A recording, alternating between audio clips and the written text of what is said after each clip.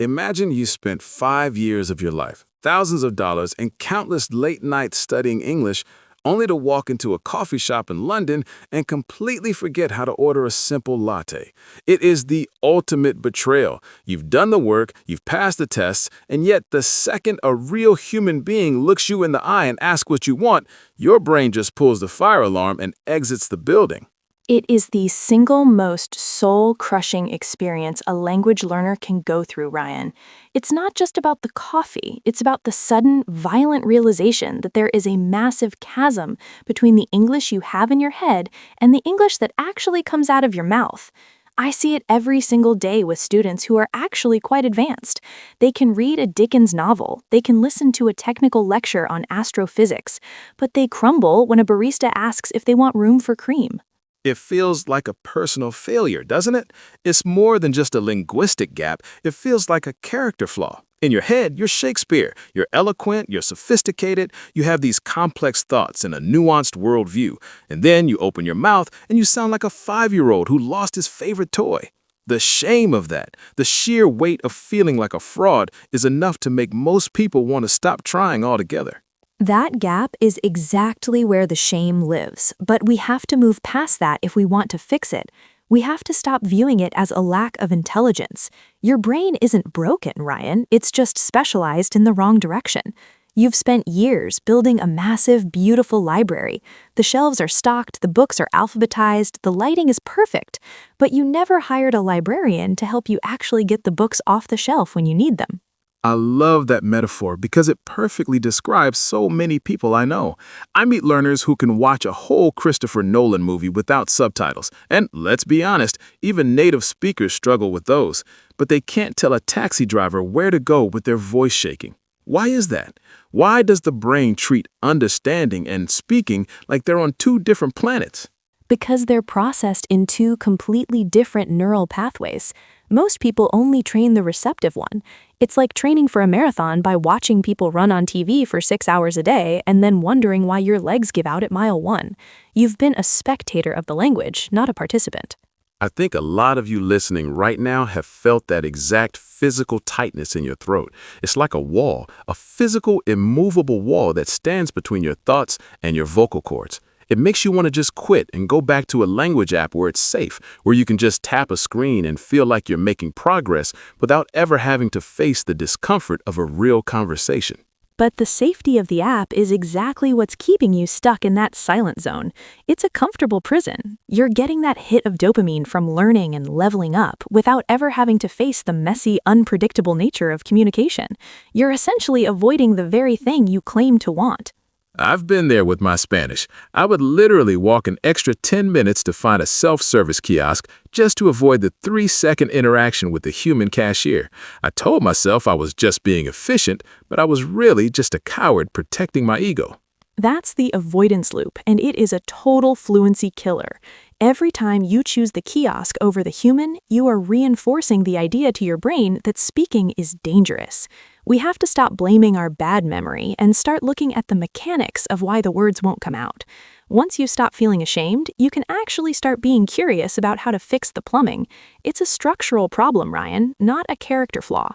That's a huge relief to hear. If it's just the plumbing, we can call a plumber. If I've got the words in my head, they have to be able to get to my mouth somehow. We just need to figure out where the pipe is clogged. Exactly, but for too long, we've been building the bridge from the wrong side. Most learners have a massive tunnel on the understanding side and a tiny little hole on the speaking side. We wonder why we're feeling claustrophobic. We have to stop adding more bricks to the understanding side and start digging from the other end. No more hiding behind subtitles. It's time to look at why your brain is hoarding all that English. Hold on a second, Emma. I need to push back here. Are you really telling me that all those hundreds of hours I spent binging Netflix in English were a waste of time? I was watching Peaky Blinders with the captions on. I was absorbing the vibe. I feel like I just found out my gym membership doesn't actually count if I just sit in the sauna and look at the weights. It's not a waste, but it didn't do what you thought it was doing. You were building recognition memory, which is fantastic for comprehension, but it is a fundamentally passive process. You're building a warehouse where you're throwing boxes in the door and then losing the manifest. You have a passive library, but you don't have an active toolkit. Break that down for me. Explain the difference between the library and the toolkit like I'm 5, because I genuinely thought they were the same thing. I thought if it was in there, I could use it. Recognition is when you see the word inevitable in a newspaper and you think, I know what that means. You get the gist and you move on. Recall, active recall, is when you are in a high-stakes meeting and you need a word to describe something that is definitely going to happen, and your brain offers you nothing, just white noise and a cold sweat. And then 3 hours later, while I'm brushing my teeth and the pressure is totally gone, the word inevitable finally pops into my head like a mocking ghost. Why does it wait until it's useless to show up? Because the librarian was on a very long lunch break. The data is there, but the retrieval system is unpracticed. Production requires a massive amount of simultaneous cognitive load that reception just doesn't. When you listen, you just sit back and let the meaning wash over you. When you speak, you have to choose the word, find the grammar, manage the pronunciation, and handle the social pressure all at once while the other person is staring at you. It's the difference between being a passenger in a car and being the one who has to navigate through heavy traffic in a city you don't know during a rainstorm. As a passenger, I can look at the scenery. As the driver, if I look away for 1 second, we crash. Exactly, and your brain knows the stakes are high, so it panics and shuts down the retrieval system to save energy. It's a safety fuse blowing. The goal isn't to know more English, it's to make the retrieval of what you already know automatic. I'd rather you have 500 words you can use instantly than 5,000 words you have to hunt for in a dark warehouse. I think I've been focusing on the wrong goal for about a decade. I've been trying to increase my knowledge when I should have been increasing my speed. It's about the handshake between the idea and the spoken word. If that handshake takes more than a second, the conversation feels like it's lagging. And then the anxiety kicks in, which makes the handshake even harder. It's a vicious cycle that starts with the way we store information. If you only store a word by reading it, it only has hooks to your visual center. It doesn't have hooks to your speaking center. That's why you can write a perfect essay but can't order a pizza over the phone. Writing gives you the luxury of time, which masks the fact that your retrieval system is slow. In a conversation, there's no delete key. There's no time to browse the shelves. We need those words sitting right on the tip of the tongue. So how do we move them from the back of the warehouse to the front desk? You have to start treating language as a motor skill, not an academic subject. It's like playing the piano or shooting a basketball. Nobody expects to be good at the piano just by listening to Mozart, but that's exactly what we do with language. We listen to podcasts and expect to speak like the host without ever practicing the fingering of the words. We need to build those neural pathways by force, not just wait for them to grow. I have to play devil's advocate for a second here. My high school English teacher had a PhD and a very expensive red pen.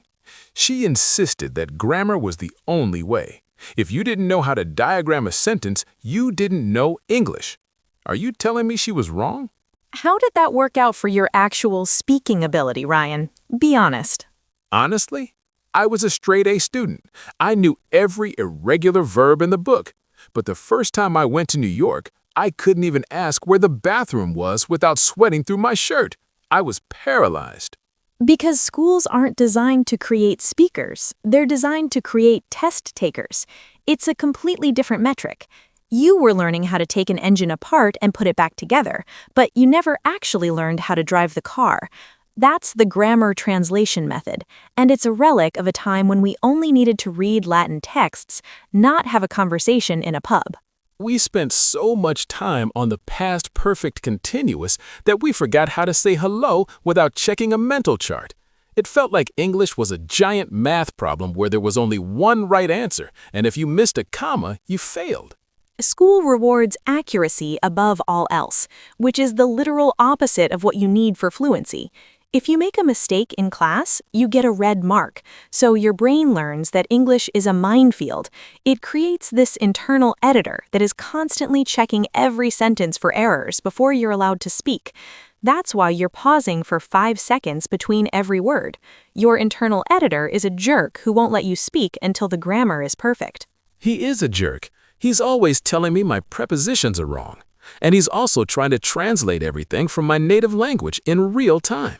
I'm trying to run 2 operating systems at once, and my processor is overheating. You're creating a bottleneck. Most learners actually know enough English to be fluent right now, but they don't have the deployment skills. We're like soldiers who have been trained to clean a rifle but have never been to the firing range. We're decoders, not performers.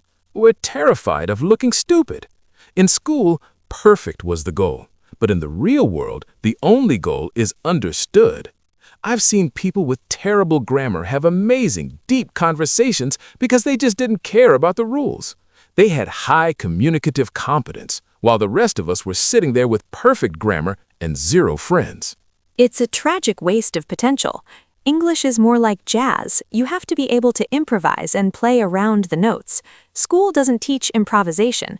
It teaches sheet music, and if you lose your place on the sheet music, the whole performance stops.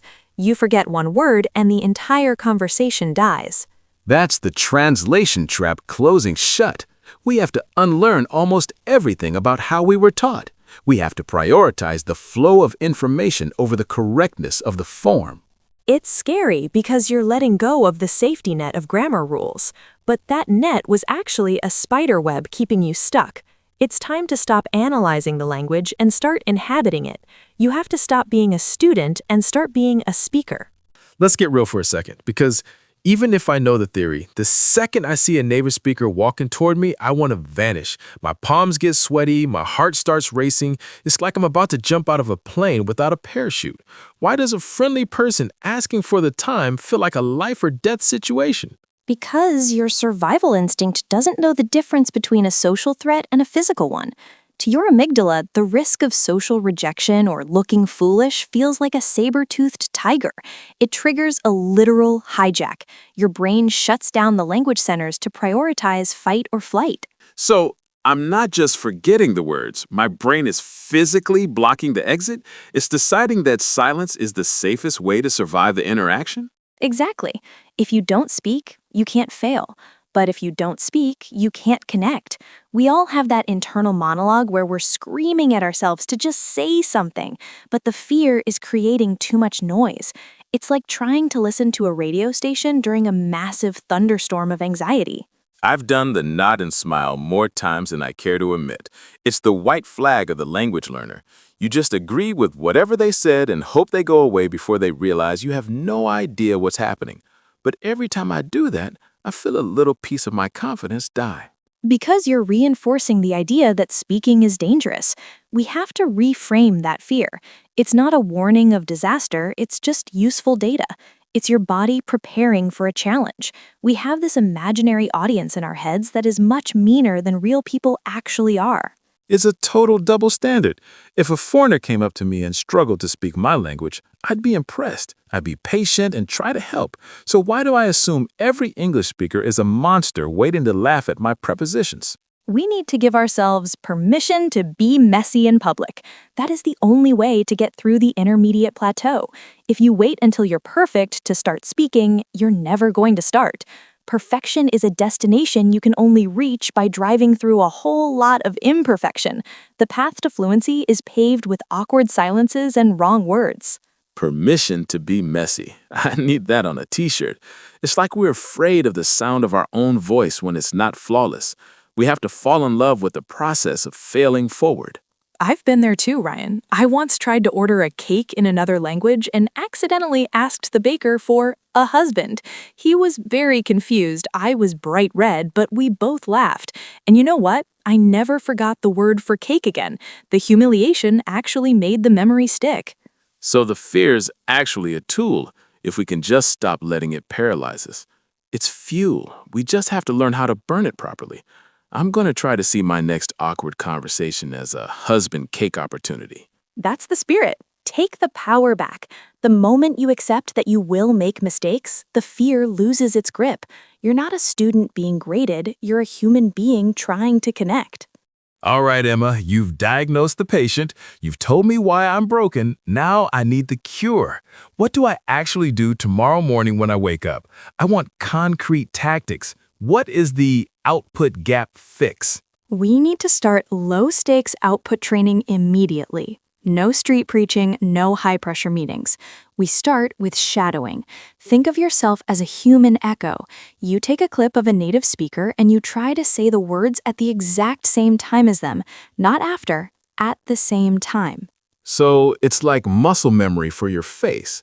You're training your tongue to move at the speed of the language without your brain getting in the way to analyze the grammar. Precisely. You're bypassing the analytical brain and going straight to the motor cortex. It's a reality check for your mouth. At first, you'll realize how heavy and slow your tongue feels. But after 5 minutes a day, the words start to feel lighter. They slide out more easily. Shadowing is great, but I'm still just repeating someone else's ideas. How do I practice original thought without the fear of a real audience? Self-talk. Narrate your life like you're the star of a documentary. He pours the coffee, wondering if he has enough milk for the week. It sounds ridiculous, but you're forcing your brain to retrieve words and build sentences in real time, without any judgment. It's a scrimmage before the big game. I'm going to look like a complete lunatic to my neighbors. Ryan is in the kitchen talking to his toast again. If they ask, tell them you're practicing for your TED Talk. It adds prestige to the madness. The third pillar is record and review. This is the one everyone hates, but it's the most effective. Record yourself speaking for 60 seconds, then listen back.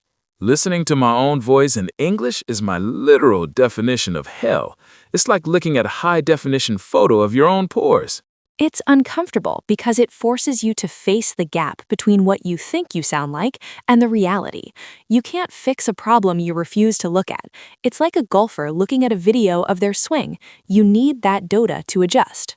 Fine, I'll record myself, but I'm going to complain about it the whole time. What about when I'm actually talking to a person? Any cheat codes for the real world? Use fillers and stalling phrases like, "That's a great question," or "Let me think about that for a second." Native speakers use them constantly to buy processing time. It makes you sound natural rather than like a robot that's lagging. It keeps the momentum of the conversation alive. Momentum is the key word here. As long as I keep making noise, I'm winning, right? In a way, yes. Fluency is about the flow, not the perfection. I also recommend preloading. If you're going to the doctor, practice the 3 sentences you definitely need to say before you get there. Reduce the cognitive load before the pressure starts. Eventually, these scripts move from the back warehouse to the quick access drawer. It's the consistency, isn't it? Not the intensity. 5 minutes of shadowing is better than 5 hours of grammar once a month. Exactly. You're rewiring your brain to see English as a doing activity. The water's fine, Ryan. You just have to kick your legs. You might splash like a maniac at first, but that's better than sinking. In 30 days of doing this, you won't even recognize the speaker you used to be. I have a massive concern, Emma. If I just start splashing around and making all these mistakes, aren't I just practicing being bad at English? I've heard practice makes perfect. So if I practice broken English, want to stay broken forever? Practice makes permanent, actually. But you aren't practicing bad English. You're practicing communication flow. You have to separate fluency practice from accuracy practice. They are 2 different modes of operation. Wait, they aren't the same thing? Not at all. Accuracy is for writing an email or taking an exam. Fluency is for when you are actually alive and interacting with the world. In a conversation, perfect is the enemy of done. If you stop to fix a preposition mid-sentence, you've just killed the vibe of the entire interaction. I've done that. I'll interrupt my own story to say, wait, sorry, in the house, not on the house. And the person I'm talking to just looks confused because they already understood me and I just broke the rhythm. When you focus on accuracy during a talk, you're telling the listener that the grammar is more important than the message. It's actually quite self-centered. You're prioritizing your own ego and your desire to look smart over the actual connection with the other person. Ouch, that is a total reframe. My perfectionism is really just me being self-centered. That hits hard. It's about your fear of judgment, not their need for clarity. If you truly care about the person you're talking to, you should be willing to look a little bit stupid to keep the conversation going. That is the most fluent thing you can do. Prioritize the bridge over the architecture. Who cares if the bridge is rusty as long as it gets you across the river? I'm definitely a brick starer. I've been standing on the bank of the river staring at a pile of perfect bricks, never actually building anything. We have to embrace the efficiency of the messy. Native speakers are messy. We trail off, we use the wrong words, we change our minds mid-sentence. We don't call it bad English, we call it natural conversation. If you're imperfect, you're actually being more natural. I'm feeling a lot better about my glitches now. They aren't failures. They're just proof that the engine is running. Exactly. It's like a check engine light that actually means you're driving fast enough to learn something. Keep the engine hot, Ryan. Don't let it cool down just because you heard a little rattle. I'm going to let it rattle all the way to the finish line. I'm choosing the bridge over the bricks. We've covered a lot of ground today, but I have to throw one last provocative question at you, Emma. Be honest. Do you think some people are just not wired to speak a second language? Is the speaking gap just permanent for some of us because we don't have the language gene? That is a very convenient lie we tell ourselves so we can give up without feeling guilty. Unless you have a specific medical condition, your brain is literally built for language. It's our primary survival tool as a species. So why does it look so easy for some people? Because their talent is actually just a lack of ego. The people who progress the fastest are the ones who aren't afraid of looking like a fool. They aren't gifted, they're just brave. If you can lose your ego, you will find your fluency. Losing the ego to find the fluency. That's a powerful place to end. If you've been struggling with that silent gap, just know you're not alone and you're definitely not broken. You've just been training the wrong muscle. We'd love to hear your stories in the comments. What was your most frustrating freeze-up? Or better yet, your best husband cake moment? Let's normalize the messiness together. Yeah, share those stories. And if this helped you see the gap differently, make sure to hit that subscribe button and give us a like. It really helps us keep these sessions going for you. It really does. Thank you for listening. And remember, understanding is the foundation, but speaking is how you actually live in the language. We'll see you in the next one. Now go out there and make some beautiful mistakes. Bye, everyone.